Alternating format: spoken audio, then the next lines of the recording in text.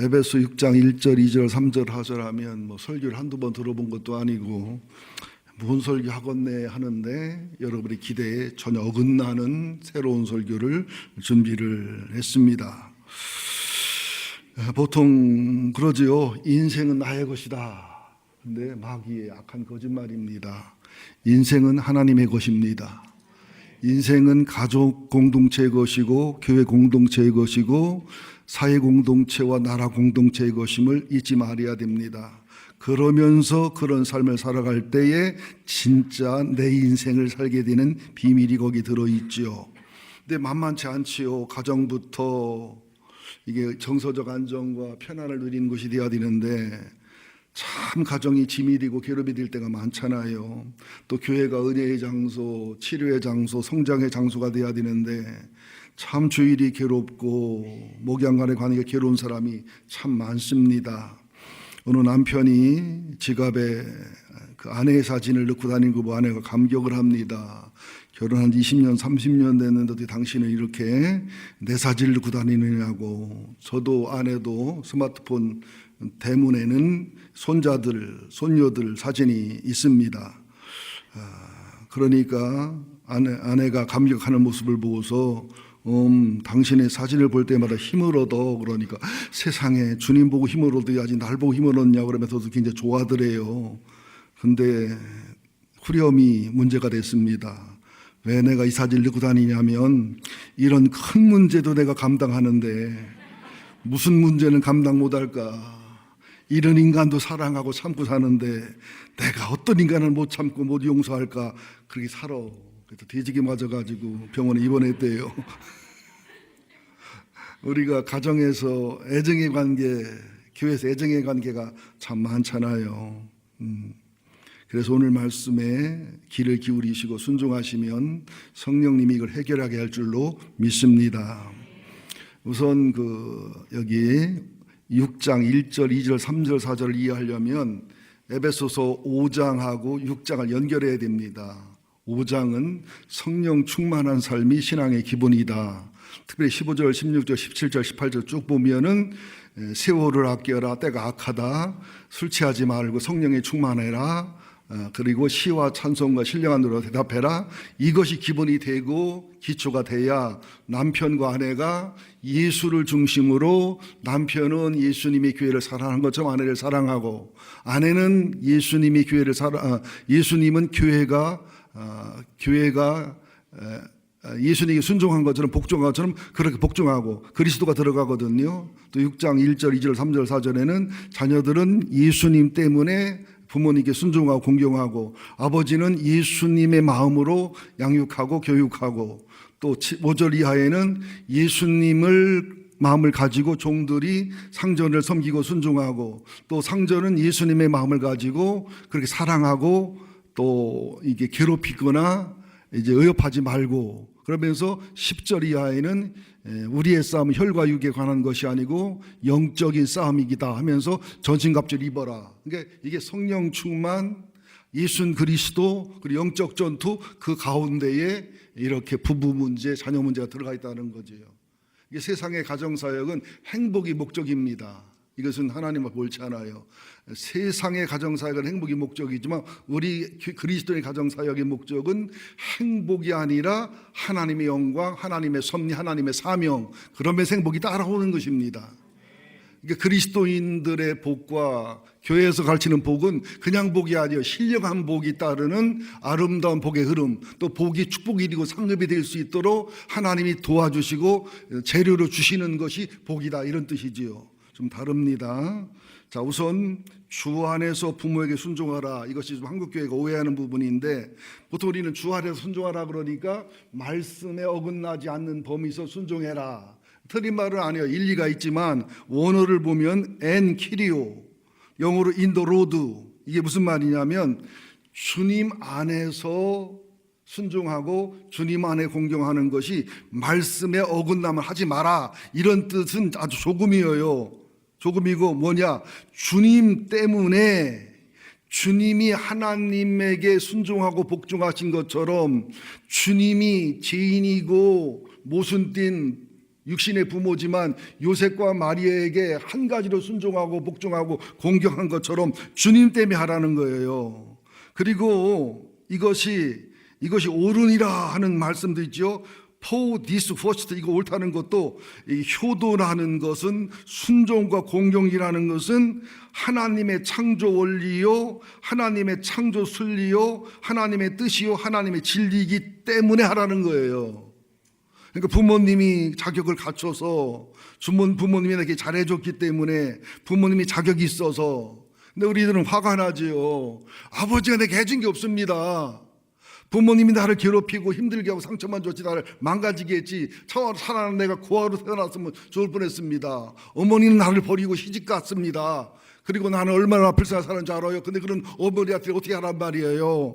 아버지한테 어떻게 하란 말이에요. 이런 분노가 많거든요.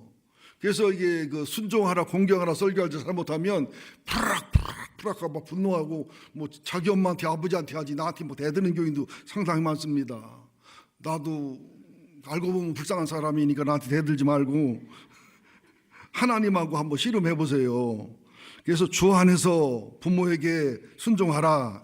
이 순종이란 말이 현대인들에게 매력이 없는 말이에요. 나는 순종하고 살아. 나는 예스맨이야. IQ가 떨어지는구나. 좀 바보스럽구나. 자기 주관이 없구나. 유산이 많은가 보지.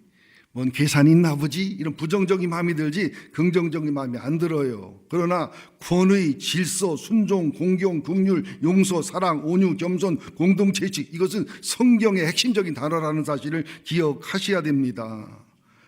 주 안에서 순종하라. 이것은 먼 못 아래서 경청해라. 잘 들어라.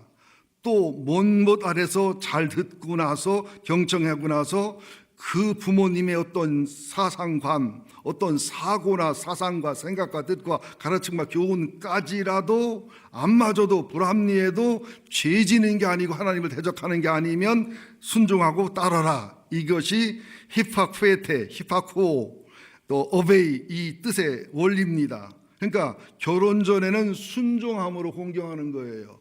하나님하고는 특촌, 부모하고는 일촌. 그러죠? 그러니까 특촌인 하나님과 예수님과 성령님께 순종하고 공경하는 직접 권위에 대한 순종과 공경이 간접인 부모님에게 열매로 나타나야 양이 되는 거예요.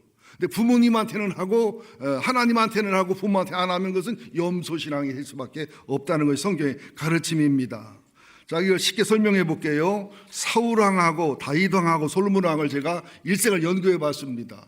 지난주에 엄청나게 잠도 못 자고 엄청나게 공부하고 엄청나게 연구를 했는데 참 기가 막힌 비밀이 나오더라고요. 사울왕의 평생 40년을 보니까 하나님한테 묻지를 않아요. 이게 공경이라는 게 없어요. 하나님에는 존경심이 없어요.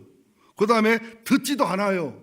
자기 생각과 마음대로예요. 순종이라는 게 없어요. 그 다음에 회개가 없어요. 자기 합리화, 자기 체면만 있지 회개가 없어요. 그러니까 일생이 악인이요, 폭군이요, 저주요, 또 아들들에게 정말로 상처를 주고 의인이고 거룩하다시피 한 요나단까지 함께 죽게 만드는 이런 나쁜 아버지, 나쁜 남편이 된단 말이죠. 근데 다윗의 일생을 보면은 참 실수 많습니다. 연약함도 많고요. 사울왕은 쿠데타도 없었어요. 아들, 딸이 대든 적도 없었어요. 순탄한 삶을 살아갈 수 있는 오히려. 근데 다윗은 하나님께 늘 물었어요. 그죠? 그 다음에 하나님 앞에 늘 들었어요. 그리고 늘 순종했어요. 그리고 언제나 회개했어요. 그 우리아의 아내 밧세바를 범하고 우리아를 죽였을 때 나단이와 책망할 때도요, 달게 듣고 눈물 흘리며 심상이 곰팡이나 썩을 만큼 울었습니다. 그때 다윗의 권위와 힘이면 나단 죽여도 돼요. 나중에 밧세바와 불륜으로 태어난 아들이 죽고 네 아들이 태어났는데 네 아들 중에 하나가 이름이 나단입니다. 나단을 미워하고 증오했으면 그 선지자 이름으로 아들 이름을 적겠어요? 이게 다윗의 영성입니다. 우리는 옳다 하는 말이 윤리와 도덕인 줄 아는데 윤리와 도덕을 넘어서 하나님 앞에 듣고 이렇게 할 때는 아멘 좀 하라는 거잖아요. 눈치가 없는 거예요. 센스가 없는 거예요. 사람은 영성, 지성, 감성, 그 다음에 센스요. 듣고 그 다음에 묻고 바로 회개하고 사랑의 관계를 유지하고 이게 승리의 비결이죠. 근데 솔로몬은 어쨌냐? 초기에 듣는 은혜를 구했지요. 지혜 듣는 하나님 말씀을 듣는 사람의 말을 마음에 듣는 들었어요. 들으니까 또 묻기도 했잖아요. 그러다가 이게 아내가 많으면 안 돼요. 하나님이 경고하잖아요. 애굽에서 말 많이 사오지 말고 애굽에서나 또 하나님 안 믿는 사람들을 부인을 많이 두지 마라. 근데 그 솔로몬은 묻고 듣고 하는 지혜가 있었지만 이 지혜를 세상 부귀영화나 정치적인 면이나 세상 야망에다가 주로 사용했습니다. 첫 번째 부인도 애굽 왕의 딸이었어요. 첫 번째 부인까지 정치적 계산을 한 거예요. 애굽이 강대국이니까. 그러면서 이방 여인이 굉장히 많았는데 나중에 늙어서는 이방 여인들만 사랑한 게 아니라 이방 여인의 신들까지 사랑해 줬어요. 왜 그런 줄 알아요? 하나님은요 까닭스럽고 불편해요. 근데 이방 신들은 빌기만 하면 복을 주고요, 이방 신들을 섬기다 보니까 이방 신들은 왕이 신이 될 수 있네, 왕이 신 중에 하나네. 그러니까 그렇게 존경과 사랑을 받으면서도 신이 되는 미혹을 느꼈기 때문에 이방 여인도 사랑했지만 이방 여인의 신들도 사랑하고 이방 여인의 신들을 사랑하다 보니까 까닭스러운 하나님 앞에 불편하게 관계와 교제를 맺는 것보다는 내가 신이 되는 걸 사랑했던 거예요. 그때 하나님이 몇 번씩 경고와 가르쳐도 안 듣습니다. 그러니까 잘 듣는 지혜를 가진 솔로몬이, 잘 묻는 지혜로운 솔로몬이 나중에 타락하고 우상 숭배에 빠져버리니까 묻지도 않고 듣지도 않고 회개하지도 않고. 그러니까 사울하고 솔로몬은 이순재 씨가 하는 보험들이어야 돼요. 묻지도 않고 따지지도 않고. 그러니까 결과적으로 의인인 성군인 이 솔로몬이 나중에는 악인이 되고 폭군이 되고 적들이 나타나면서 르호보암 때 나라가 갈라지잖아요. 지금 나는 하나님 앞에 듣느냐, 성령의 소리를, 하나님의 말씀을 성경을 통해서 또 설교를 통해 듣느냐, 묻느냐, 정말 기도하느냐, 간구하느냐, 그리고 회개하고 돌이키느냐, 계속해서 천동설, 나를 중심으로 하나님도 계속 돌아야 되느냐, 아니면 지동설, 태양을 중심으로 하나님 중심으로 교회 중심으로 내가 돌아야 되느냐, 이게 문제라는 것이죠. 그러니까 진정한 믿음을 갖고 신앙을 가졌다면 주님 때문에 주 안에서 부모에게 하나님에게 순종하는 양의 신앙을 갖는 것은 마땅하다는 것입니다. 근데 이것이 옳다는 게 뭐냐면 윤리와 도덕을 얘기하는 게 아니고 창조 원리, 창조 질서, 창조 순리, 하나님의 뜻, 예수님의 뜻, 성경의 가르침이기 때문에 반드시 주 안에서 부모에게 순종하고 반드시 주 안에서 부모에게 공경하는 게 원칙이다.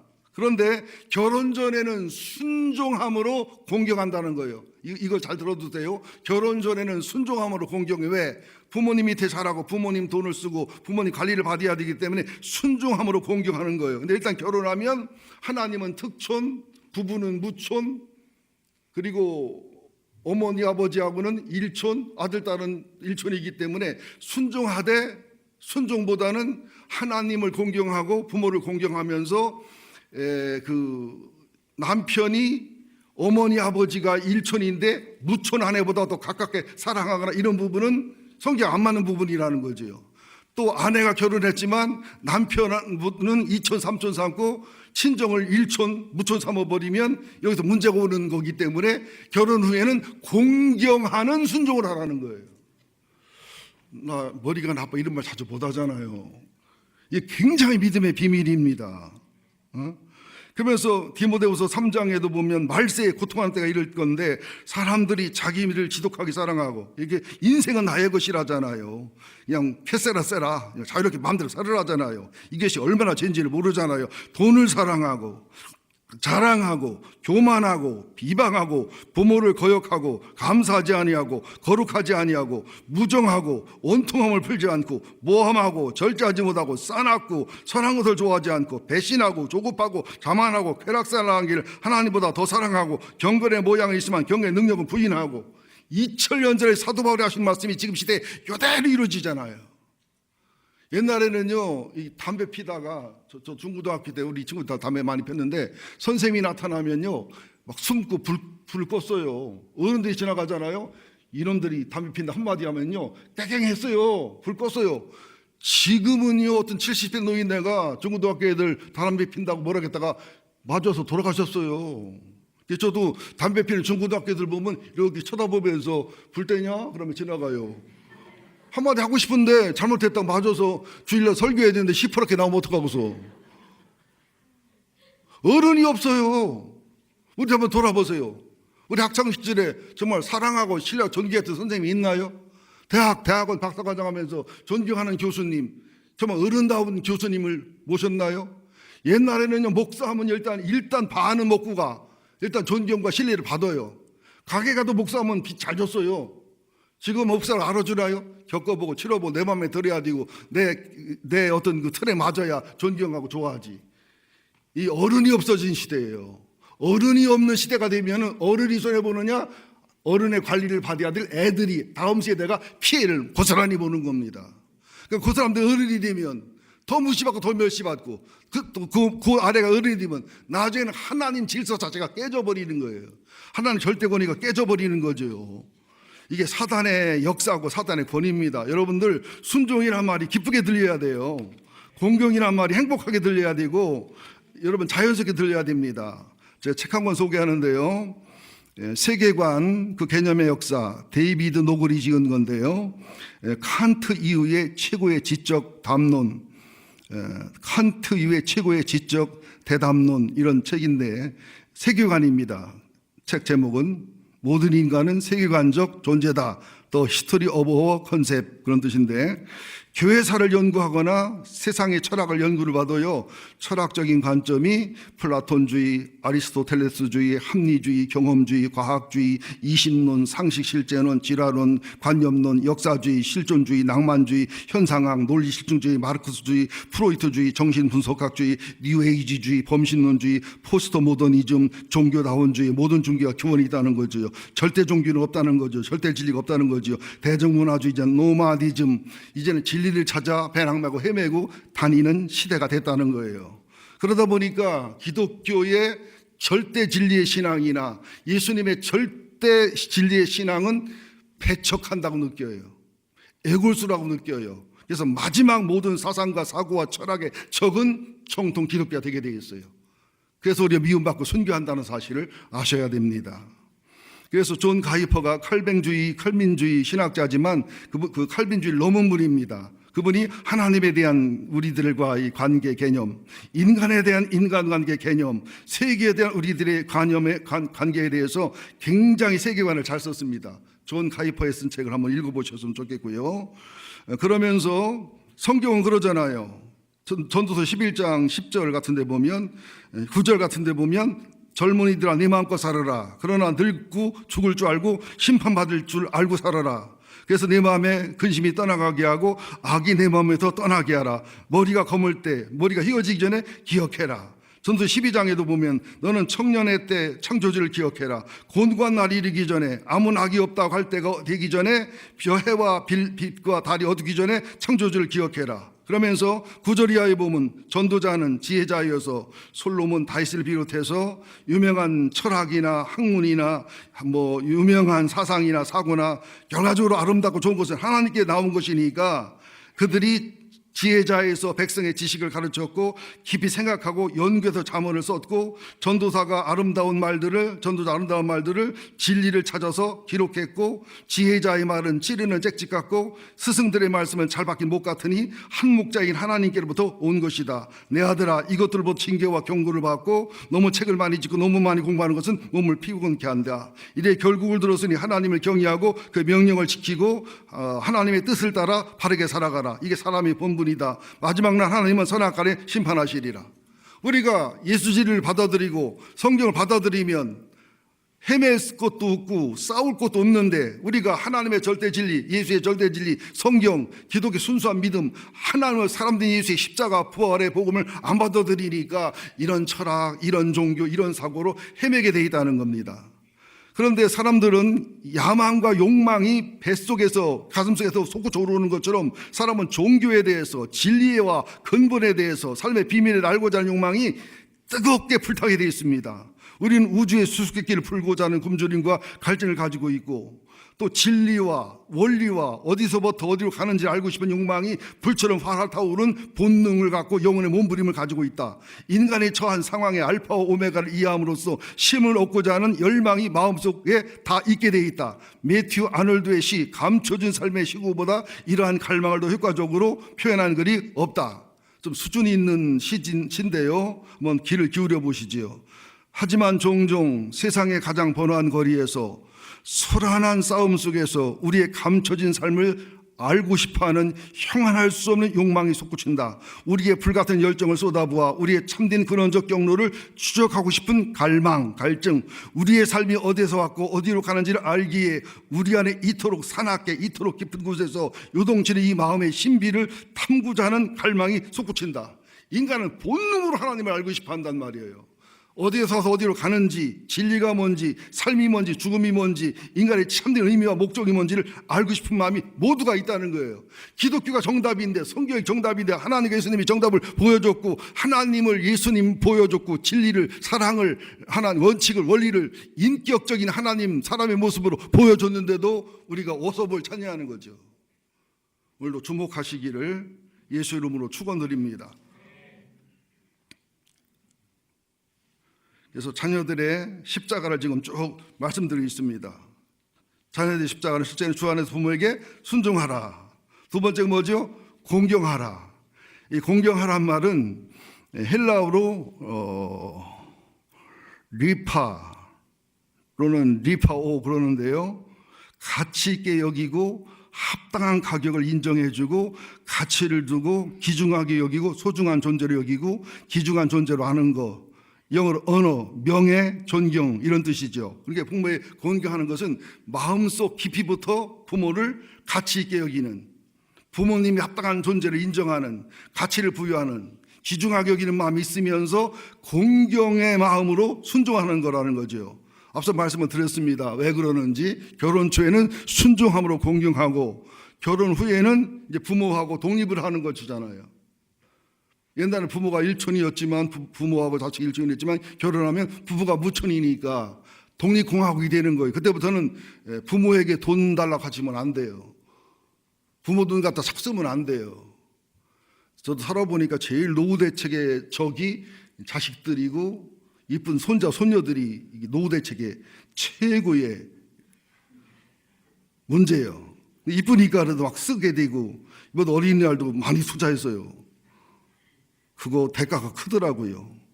근데 독립했으면 부모님들의 눈독 들이지 말아야 되고, 부모님들도 결혼해서 각자 자기 일 걸어가면 부모님이 돈이 있고 뭐가 있을 때 이게 교회한테 헌금할 거다, 선교단체를 쓸 거다, 기부할 거다 그렇게만 해줘야지 돈 가지고 나한테 잘해? 나한테 잘해 이래버리면 참 문제가 심각합니다.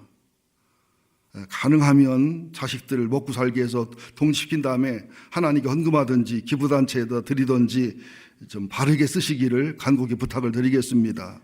어떤 어르신이 40억 현금을 놓고 죽었는데, 돌아가셨는데 장례식 날 난리도 그런 난리가 안 났대요. 오남매가 싸운다는데, 그러니까 저기 40억 나누기 5 하면 되잖아. 그랬더니 뭐 큰 오빠는 얼마 가져야 되고 큰 언니는 얼마 가져야, 내가 모셨고 내가 어떻게 했고 너는 대학 박사 했으니까 빼야 되고 나는 뭐 중학교 나왔으니까 내가 더 가져가야 되고 막 지금도 싸운대. 몇 달 됐는데. 예. 보세요.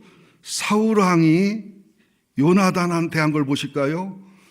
공경은 하되 다윗을 죽이려고 하고 다윗에게 증오하는 것을 요나단 순종 안 했어요. 이게 죄가 아니에요. 의의 하나님 앞에 공경은 했어요. 아버지가 길보아 산에서 죽을 때 요나단과 세 아들이 아버지를 보호하고 죽은 다음에 사울이 그 다음에 죽습니다. 참 마음이 아프고 슬프더라고요. 요나단이 아버지 공경은 했어요. 그런데 다윗을 죽이는 거나 죄는 순종하지 않았어요. 이게 공경입니다. 자, 다윗 왕과 압살롬을 볼까요? 압살롬은 정말로 공경을 합니까? 순종을 합니까? 형 죽여놓고서도 오히려 공격하고 오히려 아버지의 후처를 범하는 악인이 됐지요. 다윗 왕 볼까요? 사울에게 쫓기면서 여러 번 죽일 게 있어 죽여도 되지요. 그러나 겉옷자락만 살짝 펴고서도 마음에 찔려, 양심에 찔려, 히브리어 낙하. 크게 그 괴로운 거예요. 기름 부은 죄 중에 그 옷을 뺐다는 거, 당신을 죽일 수 있는 사인을 줘서 겁을 줬다는 것을 찔려하는 히브리어 낙하가 있었어요. 낙하가. 근데 압살롬에게는 이런 낙하가 없어요. 왜? 하나님 때문에, 예수님 때문에, 하나님이 기름 부은 종이니까, 하나님 때문에, 또 장인어른이니까, 부모님이기 때문에, 하나님 때문에. 이게 다윗의 일생이고 다윗의 승리의 비결이지요. 여러분들, 사울왕과 요나단, 다윗과 압살롬, 다윗과 사울왕의 관계 한번 생각해 보시면 공경이 뭔지를 알게 될 줄로 믿습니다. 이것이 약속 있는 첫 계명이다. It is the first commandment, is the promise. 이것이 첫 번째 복이다, 이런 뜻도 있지만 굉장한 비밀이 있어요. 10계명에 보면 1계명부터 4계명까지 하나님에 대한 계명이잖아요.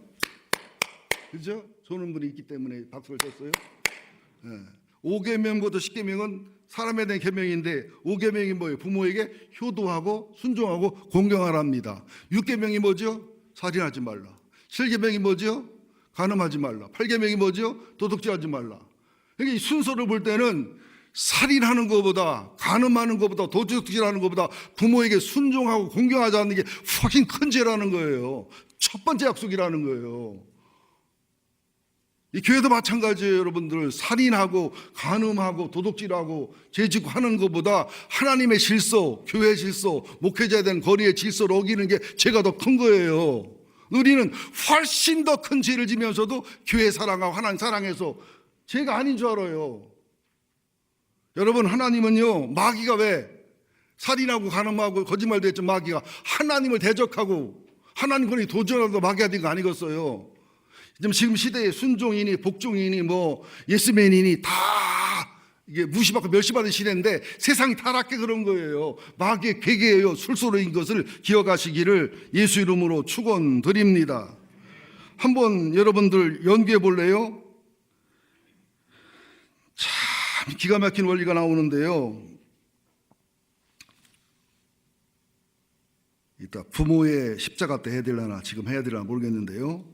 한번 연구해 보면 사울왕의 일생을 연구해 보면 하나님한테 묻지도 않고 듣지도 않아요. 그러니까 기도도 안 해. 또 하나님의 말씀을 듣지도 않아요. 사무엘이 얘기, 하나님 얘기해도. 그 다음에 회개도 없어. 자기 체면과 합리화만 하지. 이게 결국 악인 폭군이 돼서 나쁜 아버지로 죽잖아요. 다윗 보세요. 늘 물어요. 그죠? 늘 들어요. 그리고 순종해요. 그리고 늘 회개하고 돌이켜요. 솔로몬은 어때? 초기 때 듣는 마음, 지혜의 마음을 가졌을 때는 잘 들어요. 그리고 물어요. 그러다가 여자의 취하, 우상의 취하니까 묻지도 않고 듣지도 않아요. 솔로몬하고 사울은 이순재의 보험을 들어야 된다고 그랬지요. 묻지도 않고 따지도 않고. 나중에는 회개도 안 해요. 결국 나라가 갈라져 버리잖아요. 순종함으로 공경하고 공경함으로 순종해야 됩니다. 근데 하나님한테는 그래도 목회자하고 부모한테는 그래도 모르는 소리예요. 목회자한테나 부모님한테는 안 맞아 보이도 죄가 아니고 악이 아니면 왜 해야 되느냐. 그걸 거역해서 따져서 대들어서 옳으니 그르니 따져서 막 불협함이 생기고 서로가 막 관계가 나빠지고 가정 분위기 깨지고 교회 분위기 깨지고 교회가 어려워지는 것보다 안 맞아도 순종하고 이해가 안 돼도 복종했을 때 내가 미처 못 본 걸 부모가 볼 수 있고 내가 미처 못 본 걸 목사님이 볼 수도 있고 나중에 보면 목사님이 부모가 옳을 수도 있고 틀렸다고 해도 부모가 깨달을 거고 목사가 깨달을 거고 틀렸다고 해도 조용하고 편안하게 지내는 게 교회 안정과 가정 안정과 덕스러운 거 부흥에 훨씬 더 도움이 돼요. 우리 교회가 큰 병이 뭐냐면 옳으냐 그르냐를 너무 따져. 이거 병입니다. 큰 병입니다. 옳으냐 그러냐가 진리 문제 아니고 죄 짓는 거 아니 이단 문제 아니면 그거 따지면 안 돼요. 질서를 지키느냐 순종하느냐 공경하느냐 그런 은혜의 분위기, 사랑의 분위기냐? 옳다 그러다 따지다가 여러분 얼마나 상처 있고 폐가 갈라지고 사단이 틈타고 카더라 N 바이러스가 얼마나 악하게 작용하고, 그러면 목회자도 권위 떨어지고 장로 권사들로 멸시받고 무시받고 교회가 막 아파지고, 새 가족이 와서 나쁜 소식 듣고 부정적 얘기 들으니까 교회에 대한 정이 떨어져 버리고 목사님에 대한 권위가 떨어져 설교를 들듣게 되고, 이런 현상이 나타나잖아요. 정말 맞습니까? 틀립니까? 그리고 옳고 그름을 따지면 나는 난도질 안 당하겠어요? 이거 옳고 그름을 따지는 거 좋은 일 아닙니다. 이철수 목사는 몇 번 와서 그 얘기하더라고요. 이 백향목계는 큰 병이 옳고 그름을 너무 따지는 병이 있다고. 병이요, 이거 큰 병이에요. 먼저 순종함으로 공경하고, 공경함으로 순종하고, 그러면 이 옳고 그름을 은혜롭고 아름답게 주님이 이끌어 가신다는 거예요. 주님이 하신다니까. 내가 옳고 그름 따져서 뭐 할 거예요? 내가 옳아서 뭐 할 거예요? 여러분, 하나님 앞에 물으시기 바랍니다. 하나님 앞에 들으시기 바랍니다. 그리고 언제나 회개할 마음을 가지시는 게 공경이라는 사실을 기억하시기를 예수 이름으로 축원드립니다. 그 다음에 이제 부모님들도 십자가가 있어요. 주님은 공평하기 때문에. 아비들아, 부모들아, 너희 자녀를 노엽게 하지 말아라. 노엽게 하지 마라 말이 책망하지 마라 이런 게 아니에요. 성경은 책망하라, 때려줘라, 그리고 사랑할 때는 사랑해라 이렇게 말씀하거든요. 헬라어로 파로 르기제테나 피로 르기제테나 발음하기 나름의 현재 명령역인데, 노여운 상태나 무시하는 상태나 부모님에게 멸시받고 무시받는 상태로 만들지 마라 이런 뜻인데요. 한번 예화를 하나 들으면 좀 도움이 되겠네요. 르호보암 얘기를 한번 해보자고요. 열왕기상 12장인데 빨리 찾는 분은 찾아보셔도 되고, 가능하면 안 찾는 분은 안 찾으면 좋겠어요. 설교 끝날 때까지 찾을 테니까. 열왕기상 12장 1절부터 11절까지 보면 이 노염이 뭔지를 너무나 설명을 잘하고 있습니다. 이제 솔로몬 왕이 죽었어요. 솔로몬 시대는 전성기고 최고의 시대였지만 굉장히 노동을 많이 하고 굉장히 세금을 많이 내는 힘든 시대였습니다. 그러니까 여로보암을 비롯해 열지파와 백성들이 찾아와서 르호보암 왕한테, 새로운 왕한테 우리가 힘들고 어려웠으니까 세금을 줄여주시고 건축을 들여주시고 좀 우리를 편안케 해주세요 부탁을 했습니다. 그랬더니 내가 르호보암이면 바로 들어줄 것 같아요. 힘들었겠다고, 그랬겠다고, 바로 세금도 줄이고 건축도 들어가고 여러분 짐을 그렇게 할 텐데 3일 후에 오라는 거예요. 나는 제일 싫은 교인 중 하나가 뭐냐면 기도하고 응답을 뭘 시키는데 기도해 보겠다는 사람들. 그럼 내 기도는 뭐라고 부른 거예요? 또 기도해 보고서 순종하면 못하면 순종하라면 그러면 자기 기도는 옳고 내 기도는 틀렸다는 얘기 아니었어? 그리고 기도해 보겠다는 얘기가 10중 8구 안 하겠다는 소리요. 그게 주님이 안 하겠다고 했다는데 뭐라고 할 말이 있어. 내가 기도해서 제발 그 소리 하지 마세요. 이빨을 뽑든지 하여튼 그냥 3일에 왔습니다. 그 사이에 물어요. 노인시나 솔로몬 시대 신앙이 물으니까 뭐라고 말해요? 예, 맞아요. 세금도 줄여주시고요, 좋은 말로 대답하시고요, 그리고 내가 너희를 섬기겠다고 하세요. 그들이 왕을 섬길 거예요. 이 말 들었으면 나라가 분열되지 않았을 거라고 봐요. 근데 젊은 신하들을, 친구들을 불러 물어보니까 아이고 새로 왕 됐다 깔보는 거예요. 그러면 안 돼요. 이게 김정일이식이 김정은이식입니다. 고사포로 쏘는 거예요. 고사포총으로 쏘는 거예요. 아버지가 새끼손가락이면 당신은 허리라고 하세요. 아버지가 짹짹이면 당신은 전갈 짹짹이라고 대답하면 설설 기고 꼼짝 못하고 당신 권위가 쓸 겁니다. 근데 르호보암은 누구 말이 마음에 들었겠어요? 노인들, 신하들의 말, 젊은 친구들의 말 뻔하지요. 나는 둘 다 안 들을 것 같아요. 세 번째 들을 것 같아요. 왜? 노인들만 일면 맞아 보여요. 그 말을 들어주면 나라가 분열은 안 되는데 연구해 보면 문제가 심각해요. 거기도. 왜? 짐을 지려주고 섬겨줘서 하나님 종이 된다고 그래요? 왕의 종이 된다고 그래요? 왕의 종이 된다는 얘기요. 노련하니까 이 기득권을 유지하고 자기도 왕족과 귀족의 자리에 있으면서 이거 유지하겠다는 얘기요. 정답은 뭐냐? 얼마나 우상이 예루살렘 성전과 예루살렘 주변에 가득 찼습니까? 우상부터 없애겠다 해야죠. 하나님 앞에 회개해야죠. 하나님께 묻고 듣고 회개하고 우상 정리하고, 그런 다음에 백성들의 짐을 줄여주고 백성들을 섬겨주고, 그래서 그들이 왕의 신하가 되고, 왕을 섬기는 게 아니라 하나님의 신하가 되고 하나님을 섬기는 자가 되면, 자연의 질서를 따라 하나님을 사랑하면 왕을 순종하고 공경하게 돼 있고, 부모를 순종하고 공경하고 열매로 간접으로 해야 되는데 직접 내가 따먹어 버리는 거잖아요. 그러니까 1번, 2번, 3번 중에 제일 악한 1번을 받아들였기 때문에 나라가 두 나라, 유다와 베냐민하고 열지파로 나눠진 거예요. 두 번째 말만 들었어도 나라가 분열은 안 돼요. 세 번째 말을 르호보암이 들었더라면 다윗처럼 히스기야처럼 위대한 왕이 될 수 있는 거예요.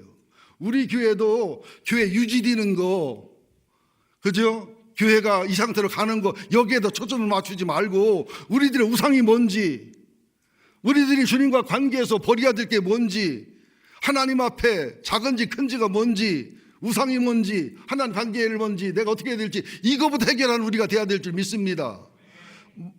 좌석을 채웠으면 좋겠다, 좌석이 비게 가슴이 아프다, 일단 교회가 부흥돼서 유진해야 되지 않겠냐, 노인들의 말하고 무슨 말하고 달라. 우리가 하나님 앞에 회개하고 예배단 예배를 드리고 기도단 기도를 하고 듣고 묻고 순종하고 회개하고, 이걸 원칙대로 하면서 좀 더디고 문제가 있어 보여도 하나님 교회를 책임지고 보장하잖아요. 하나님 붙들고 계시잖아요. 이런 믿음의 원칙으로 1번도 아니고 2번도 아니고 3번은 우리 교회가 돌아가야 될 줄 믿습니다. 저부터 해야 돼. 저부터. 장로님 권사님부터 해야 돼요. 좋게 말할 때 아멘해요. 우리 임시재직회를 오늘 해야 되겠어. 아멘하기로 가게라 해야 되겠어.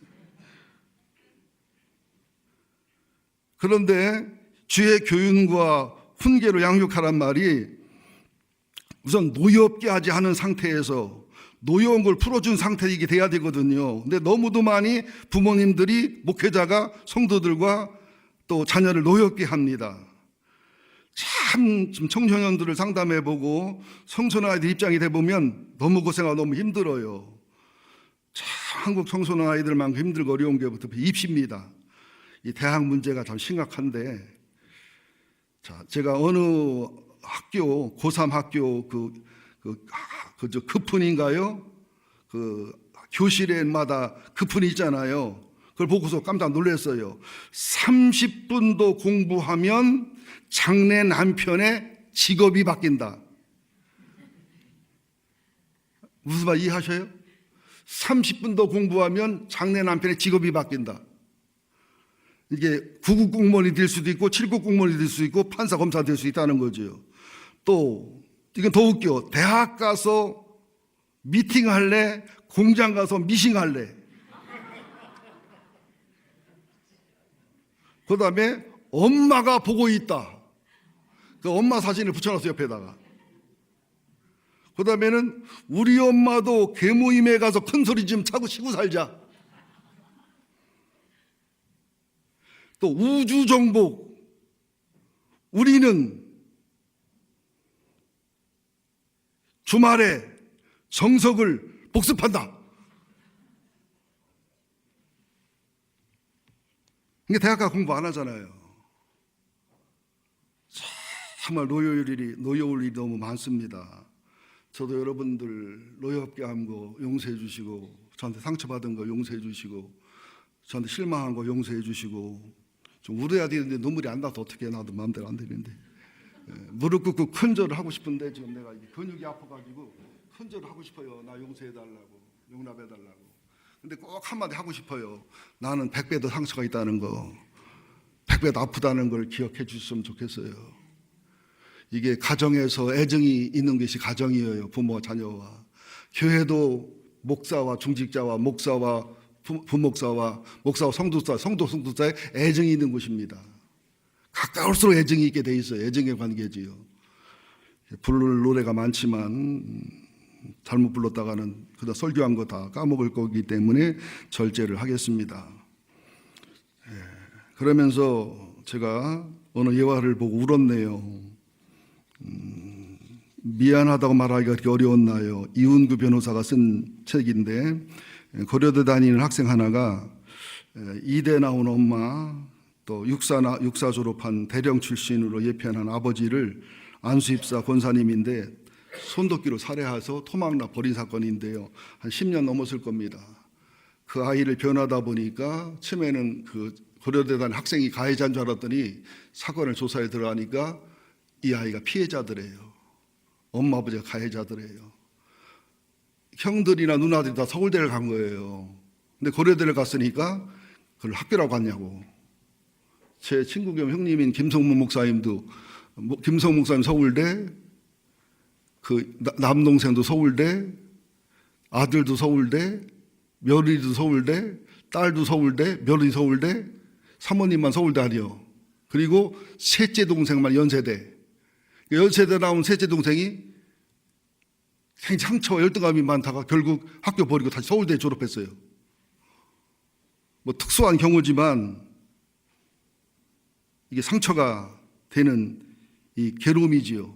그런데 이 집이 믿음의 집안이고 신앙이 좋은 집안이니까 뭘 잘못하면 10편, 23편을 100번 암기하라. 손 들고서 여호와는 나의 목자시니 내게 부족함이 없으리다 하면서 은혜가 되겠어요. 승질나겠어요. 10편이 지겹고서 은혜가 되겠어요. 뭐 잘못하면 성경을 어디까지 몇 번 읽어라.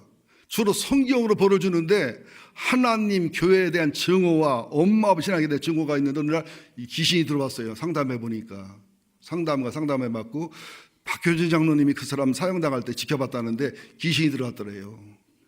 귀신이 손도끼 어디 있다 보여주더래요. 아버지 이런 방법으로 죽여라까지 일러주더래요. 누워있으면 죽여라 계속 자기도 모르게 손도끼 들고 가서 한 방에 엄마 아버지 죽이고 토막내 버린 사건입니다. 여러분들 손도끼 집에 두지 마세요.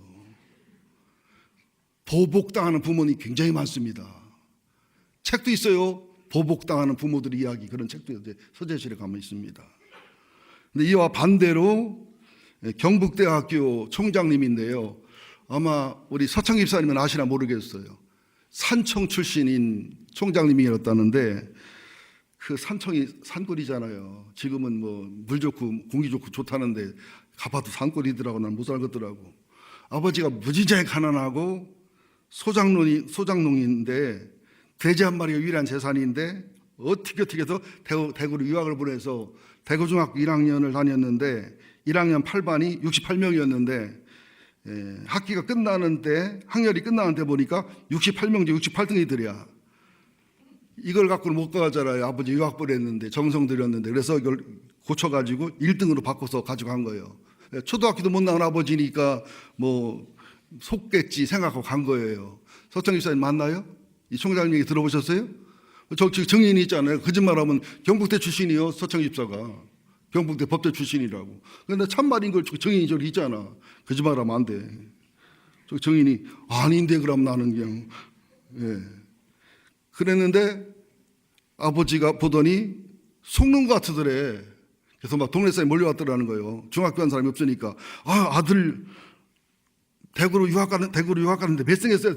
이번에 1등 했다고. 근데 항상 1등 하겠냐고. 그러니까 동네 사람들이 아들 1등 했으면 잔치해야지 그러니까 재산 목록 2로 돼지를 잡아버린 거예요.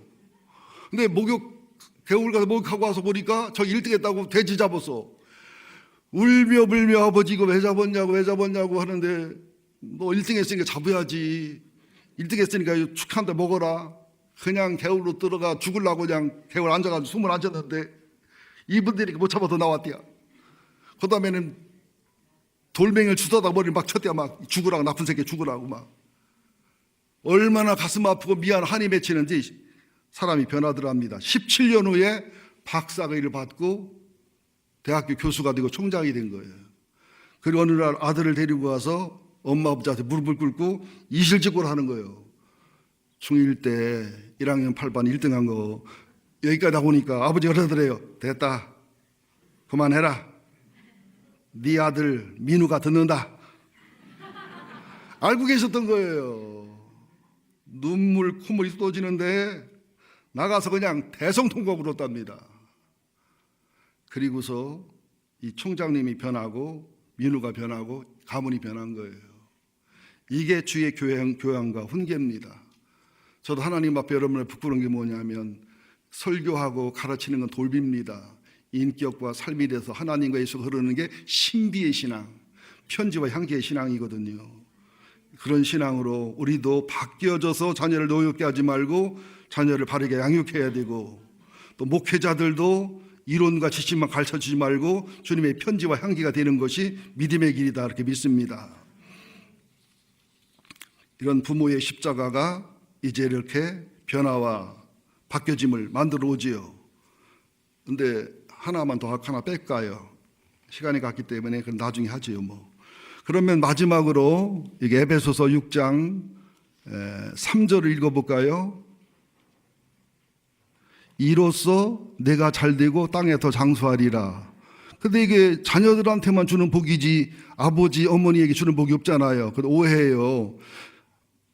아버지 어머니에게 최고의 복은 아들 딸이 잘되고 장수하는 거예요. 손자 손녀가 장수가 잘 되는 거예요. 부모에게, 조부모에게 주는 복은 아들과 딸, 손자 손녀가 영혼육에 잘 되는 것이 복이고 은혜잖아요. 저도 인생의 보람과 가치가 있는 것이 뭐 저희 교육에도 문제가 있고 아들 딸에게 상처 많이 줬지만 아들 딸이 영혼을 사랑하는, 복음을 위해 살아가는, 그리고 엄마 아빠의 신앙을 이어받고 대화를 해보면 그 이상 성장 성숙하게 있는 모습이 아름답잖아요. 애할머니, 어머니, 아버지, 저, 아들, 딸, 손자, 손녀 5대를 내려오잖아요. 그러면서 요새는 어머니가 너무 보고 싶어요. 진짜 보고 싶어요. 어머니가 써놓으신 창세기부터 계시록까지 얼마나 많은 성경을 썼는지 몰라요. 그리고 저를 위해서 백향목교회에서 기도를 8시간, 10시간씩 하셨어요.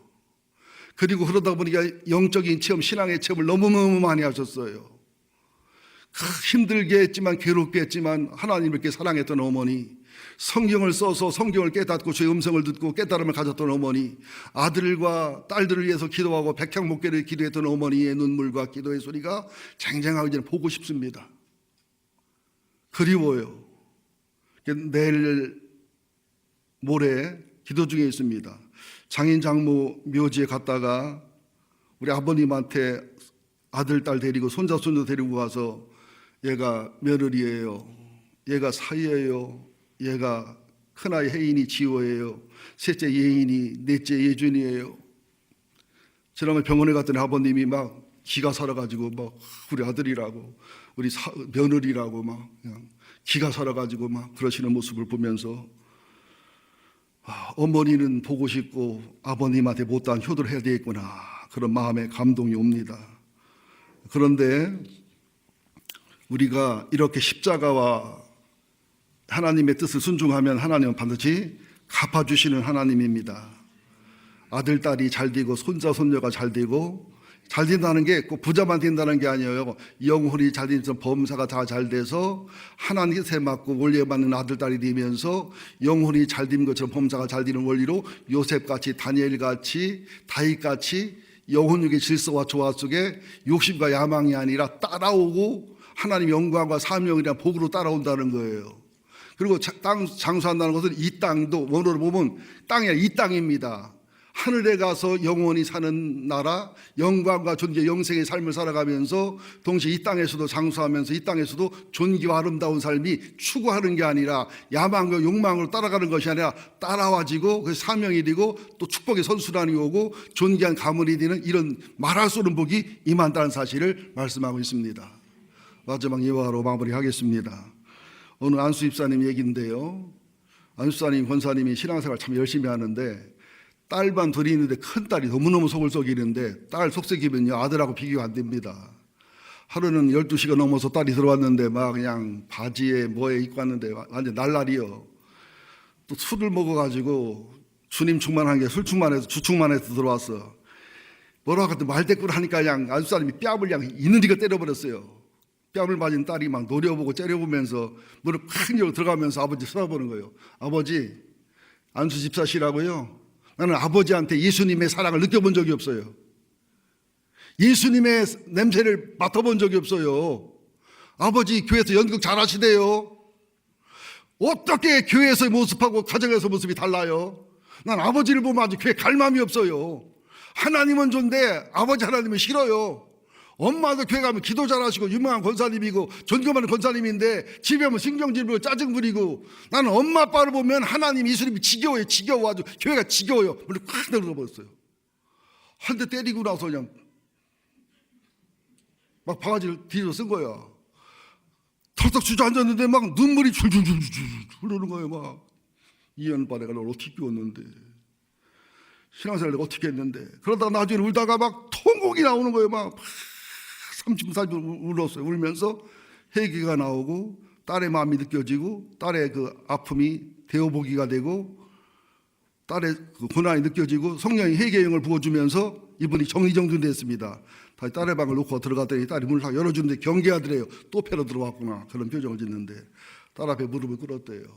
딸아, 아빠가 안수집사 이제 장로가 될 텐데 한 번도 너한테 예수 냄새를 못 풍겼다면, 아빠한테 예수님이나 하나님을 못 느꼈다면 내가 예식한 거 맞다. 용서해라.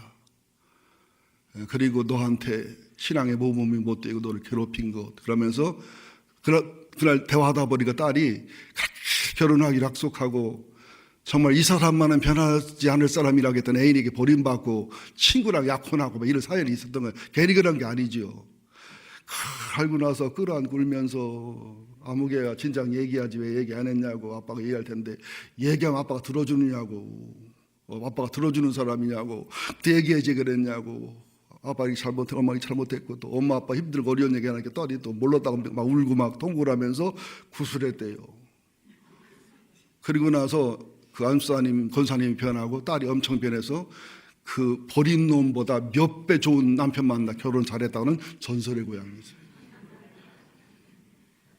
자, 여러분들 가정에서 순종과 공경을 배워야 돼요.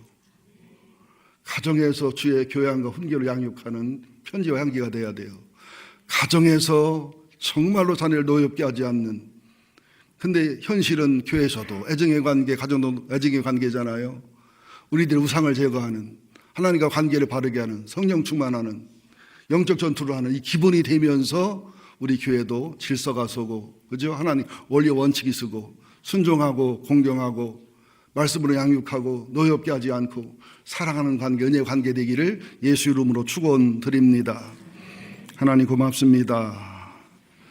한 주간 내내 수없이 많은 설교를 준비했고 예화를 준비했지만 투서없이 말씀을 전달했습니다.